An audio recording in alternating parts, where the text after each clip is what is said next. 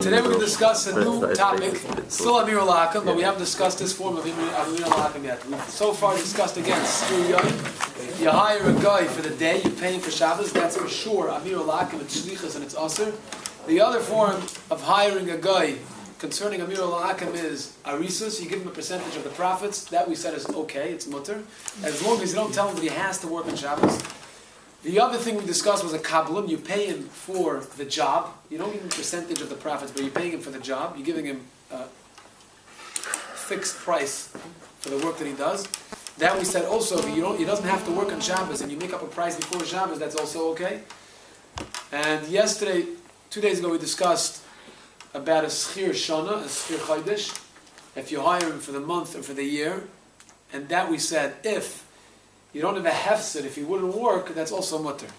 As long as he doesn't have to work on Shabbos as well. Now, in Reish Mem Hey, we're discussing shutfas. If a person has a partnership, a yid has a partnership in a business with a guy, is he allowed to keep the business open on Shabbos? Because the guy is working on Shabbos for both of them. He's working for the Jew also. They both own this company, the store. So, l'chayr, it should be a problem of Amir al-Hakam. And the truth is that it is. It's a problem of Amir al-Hakam. If you own a business with a guy, and the guy runs the business on Shabbos, it's a problem of Amir al-Hakam, because who's he running the business for? He's running the business for himself, but he's running the business for the yid as well.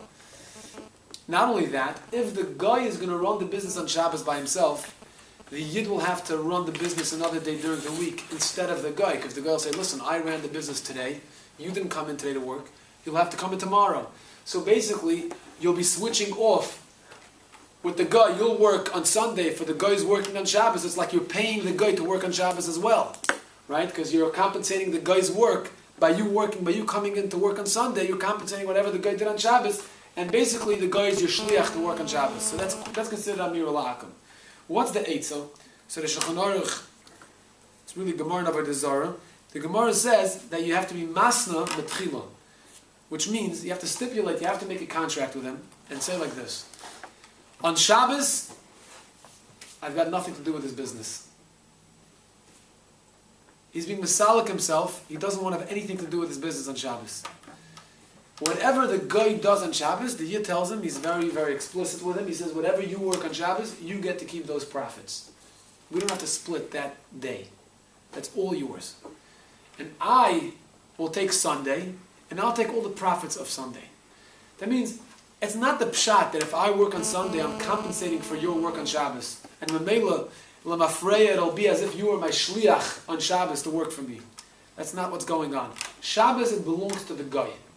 And then Sunday, I will have the profits on Sunday. So let's say Shabbos, right? Saturday, it's a weekend, right? So there's a lot more shopping going on. Right? So the guy's going to have the store on Shabbos. He's going to have a lot more profits coming in. Right, so the yid is not going to be allowed to split the profits of Shabbos with the guy, because for Shabbos that belongs to the guy. Right, that's the hasna, that's the tanai one has to make with the guy before he goes into business with him. If he has a shut of a guy and he wants to have a partnership in any sort of business, any sort of store or something, any asik, mekach memter, with a guy, the first thing he has to do is make sure he signs a contract with the guy that the Shabbos belongs the business belongs to the guy. Now it's not enough if you say it. If you say it, the person can say it's harama ba'alma. You have to really write it down and make sure the guy signs and he understands that Shabbos it's his, and Sunday, whatever profit is on Sunday belongs to the yid. Is a person allowed to get involved in a business with a guy l'katchila to make such a tanai? In other words, there's a good proposition coming up, and he wants to have this guy as a shotif. He knows what he's doing.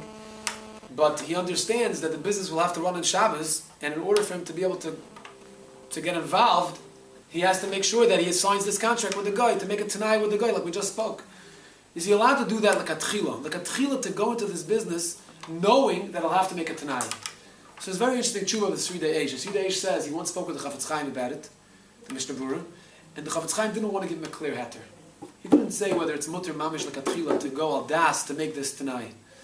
But Reb Moshe Tshuva, he says that it's for sure mutter l'katchila. There is no problem of shlichus, and therefore it's okay to initially begin a business with a guy knowing that he'll have to make this contract this tonight. But again, you have to make this tonight.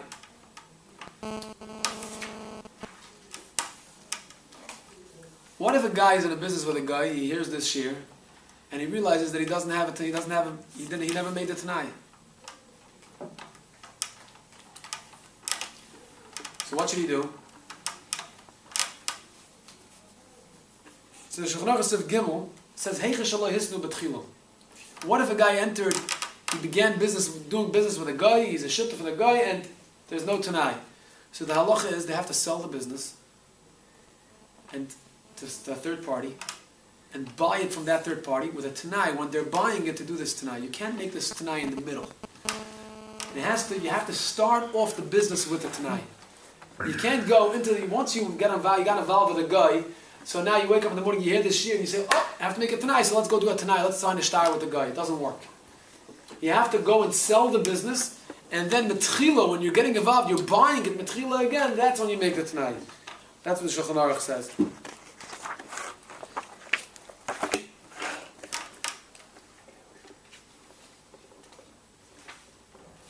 It's interesting, the Ramah says that this tonight business is only needed when the nature of the business is that you come in one day and the guy comes in another day.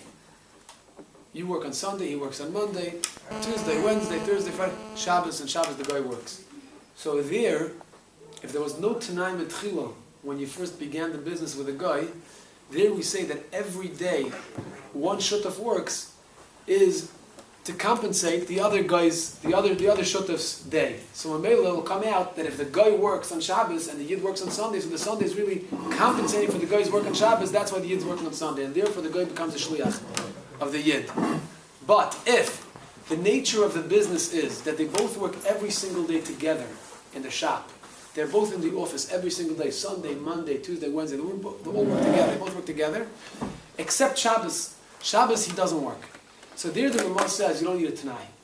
Because then it's self-understood that everything we do together. So if we don't do together on Shabbos, that means you don't have to come in on Shabbos as well. So if you're coming in on Shabbos, you're doing it on your own volition, you're doing it on your own accord, therefore you're not my shliach. That's what the Ramah says. The Ramah says if the nature of the business is that they both come in together every single day to work, and on Shabbos the Yid doesn't show up and the guy shows up anyway, and the guy understands that he doesn't have to show up, then it's Nachri Adai to the Nafshay. There, we don't need a Tanai even. The Nachri is doing Adai to the Nafshay. Well, it's like overtime. It's like overtime, exactly. He's working overtime, no problem. And not only that, you could share that profit. In other words, if the guy makes profit on Shabbos because he decides to work overtime, then whatever profit he makes, he's a shutaf for the Yid. So the Yid could take from those profits. Just as to make sure it should be b'havlah, it shouldn't be schar Shabbos. A Yid is not allowed to make a profit on Shabbos alone. Right? So the Ramah points out, the Ramah says, you should take the profits together with all the other days, not Shabbos on its own, because of schar Shabbos. What's with the problem of Marasayin? Marasayin, the Poskim are saying that this halacha, this siman in Shulchan Aruch, which discusses shutfas, the reason why there's no Marasayin if the guy will work on Shabbos, is because it's talking about a case where everyone knows that the guy is a shutaf for the Yid. And when they see the guy working, they know that the guy is working because he's a shutaf, not because the Yid made him into a shliach or a schir yoim. But again, Marasayin is always a problem by Mir Lakim. We have it in every shir. But if nobody knows that the guy is your shutaf, right?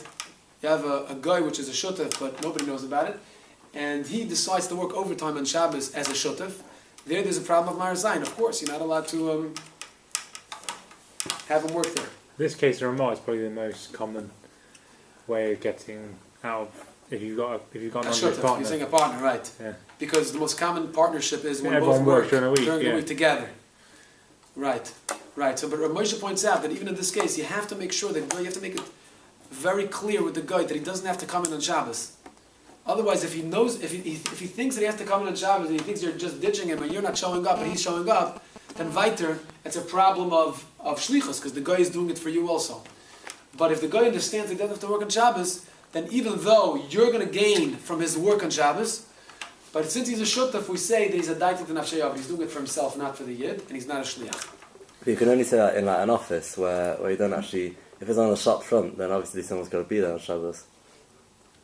So I'm saying it will only work if it's an office where you're doing paperwork in your own. You're saying it's no Maris? You're talking about Marisayim? No, I'm saying if you got a shop, then obviously someone has to be there. So you can't say he's doing off his own accord because someone. You're saying somebody has to be there because otherwise they're going to be losing money. Yeah. Whereas if it's in an office, then you can. But if you make it clear with him that he doesn't have to be there, you don't really care about it. That's okay. If you make it 100% clear that he doesn't have to. You got like opening times. What? You got opening times of the shop, so. Okay. So you have to. You're saying he's going to lose money. His business is going to go down otherwise. I hear. If it's in a situation where it's understood that he has to be there, the Yid really wants him to be there, you have to know when he says you don't have to. You have to know if it's just a harama ba'alma or not. If you've got a non-Jewish worker, Yeah. no shutuf at all, Yeah. and he's got his weekly, hours, and he has to do a certain amount every week, Right. and the business isn't open on Shabbos, say he has the keys and he can come in on Shabbos to finish off the work that he has to do. Right. So he didn't have time to finish it, or he just decided not to finish it. Would that be a problem? Right. So that's called a schir shavua. Yeah, paying it by the week or by the month. Right. And he has a certain job that he has to do. If he doesn't have to work on Shabbos, he just has to do a certain job in the store without having to work specifically on Shabbos, then there's no problem of shlichus, no problem of mir lakim. But another condition which is very necessary is that by him working on Shabbos, you're not going to gain and have him free for other work on Sunday. That we spoke about also. In other words, if by you having him work on Shabbos, he'll be free, he won't be tied up on Sunday with the malacha that he did on Shabbos, so then you're gaining and you're having a benefit from his work on Shabbos. There we said that that's a problem as well. Even though it's his choice. Even though it's his choice, yeah. Even though it's his choice. Right. This is a fundamental shayla stam all across the board. We're dealing with Arisas, someone who's taking a percentage of the profits. We said there's no problem in your lakim if someone takes a percentage of the profits, because then when he's doing it on Shabbos, he's doing it a daited nafshay. Or a kabbalan, right? A kabbalan is also doing it a daited nafshay. And here we're dealing with a shutuf that comes in on Shabbos, works overtime. He's also doing it a daited nafshay. In all these cases, of course, they all understand they don't have to be working on Shabbos, right? That's necessary. That's a necessary condition in all these cases. But the question is, what's considered a shutuf? Let's say he has 1% in the business. Let's say a kabbalan, right? A guy's a kabbalan, you pay him by the job. Right? You're paying him for the job. Great. So by a kabbalan, we have a svara that he's a daited nafshay. Since he's getting paid for the job, he's doing it for himself. As long as the Yisroel doesn't tell him to specifically work on Shabbos, there's a svara that he's doing it for himself. But how much does a kabbalan have to get paid in order for us to say that because he's a kabbalan, he's getting paid for the job, he must be doing it for himself? In other words, do we have to pay him the minimum wage? Or let's say a guy pays him a shava pruta. Right? Al pi halacha, if he's getting paid a shava pruta, he's asking to do the job for a shava pruta. So you could say it's for him.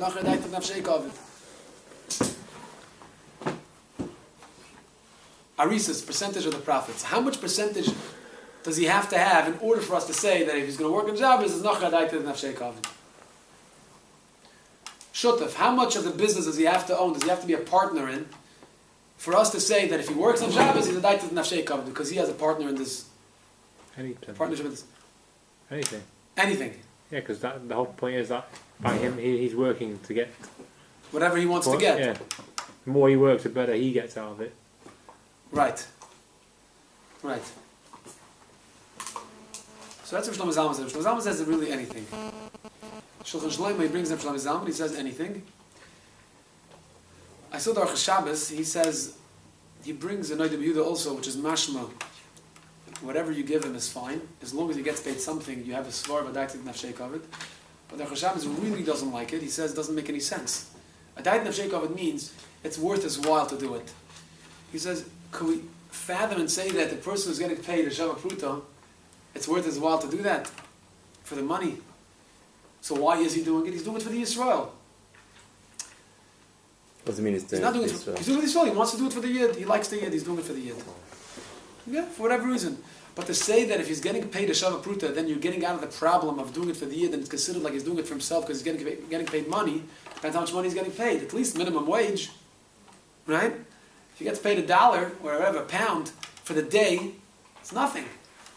Misvara doesn't make sense that he's going to be doing a diet of nafshei. So Hilchos Shabbos says that Misvara doesn't make any sense to him, that it has to be that he's getting paid an amount of money which people would actually go to work for, and then only then do we say a diet of nafshei ka'avid. Shlomo Zalman, I'll finish with this. Shlomo Zalman says that even if it's mamish, even if it's only 1% of the business, if he has 100th of the business or 1,000th, echad min ha'elef, he says, that's also considered that he's doing a diet of nafshei. He brings a raya, very interesting raya, brings a raya from Siman Reish Ayin Vav. Siman Reish Ayin Vav, it says that if a nachri is in a room, goes in a room, and he hits the lights, he puts on the lights for everyone in the room. Now everyone there is a Yisroel. Everyone there is a Yisroel. So the halacha is if a nachri does a malacha for a yid, it's also ba'anah. You're not allowed to have anah from a nachri, from a guy that does malacha for you. People think, by the way, we'll get there, people think that it's only a mirul la'akim that's asr. Allah is even if you never told the guy to do malacha for you, but you know that he's doing it for you, it's also to have anah from it. It's a separate halacha, nothing to do with amir la'akim.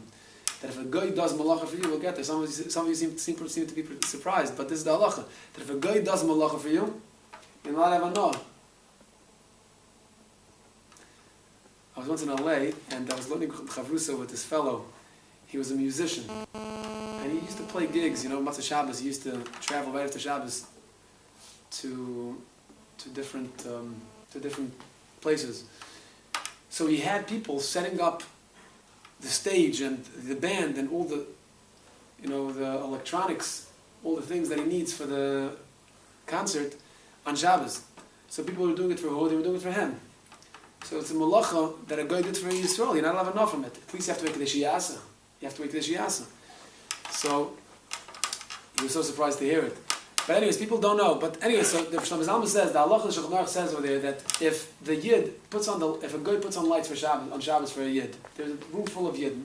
It's clear to everybody that did it for the yid. Everybody has to leave the room. But if it's clear to us he did it for himself, even there are 1,000 yidden in the room. If he did it for himself, you see, he puts on the lights, takes out his newspaper and he reads it. Everybody understands he did it for himself. Who did he do it for? Not for the yid, he did it for himself. The halacha is that it's mutter, because then he didn't do it for the yid, he did it for the guy, he did it for himself. So Shlomo Zalman says, what do you mean? There are 1,000 people in the room, and yet we say that it's a daitut nafshei. That's Shlomo Zalman's raya. So you see that even if he only has 1,000th of a chelik, if a guy has in a business only one chelik in 1,000 of 1,000, whatever, of 1,000 shares, he has one chelik. The halach is that he's doing it for himself. He could say this for a daitut nafshei. But I'm just going to finish with a kash on this raya. I don't understand the raya because by a light, the guy is having the same anah as everybody else. He might be 1 out of 1,000 people in the room, but the anah that he's having is the same. The Hilchos Shabbos' taina is that when he only has 1% of the business, when he's working, he's getting much less anah than the yid. So there you don't say daitut nafshei. But it seems from Shlomo Zalman, from this raya, that he paskins it even if it's just echad min ha'elef. Okay. Yeah.